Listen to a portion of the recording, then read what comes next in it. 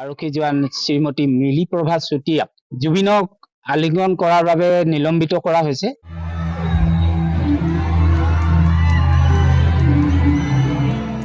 জুবিনে তেওঁক আৰক্ষী বিষয়াগৰাকীক নিজে হাতবাল দি মাতিছে।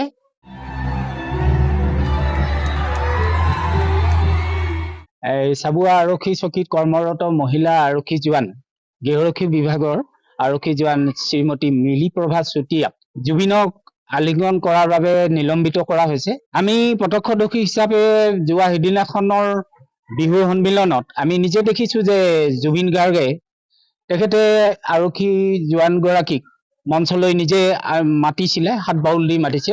ভিডিঅ'টো চাগে আপোনালোকৰ সকলোৰে ওচৰত আছে, যে ভিডিঅ'টো দেখিব আপোনালোকে। জুবিনে তেওঁক আৰক্ষী বিষয়াগৰাকীক নিজে হাতবাল দি মাতিছে।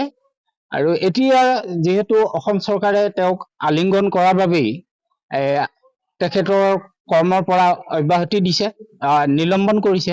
আমি এই কথাটোত অকণমান মৰ্মাহত হৈছো যে আৰক্ষী জোৱানগৰাকী এটা পৰিয়াল আছে। চৰকাৰে এই ব্যৱস্থাটোৰ জৰিয়তে তেখেতৰ পৰিয়ালটিৰ পেটত একচুৱেলি প্ৰকৃততে লাথ মৰাহে হৈছে। পৰিয়ালটোৰ একমাত্ৰ উপাৰ্জনকাৰী মহিলা তায়ে আছিলে। গতিকে অসম চৰকাৰক আমি চাবুৱাবাসী হিচাপে অনুৰোধ কৰিব বিচাৰো যে তেওঁ নিলম্বন যি নিৰ্দেশ, সেই নিৰ্দেশনা স্থগিত ৰাখি তেখেতৰ পৰিয়ালটোক কিছু যেন সকাহ দিয়ে।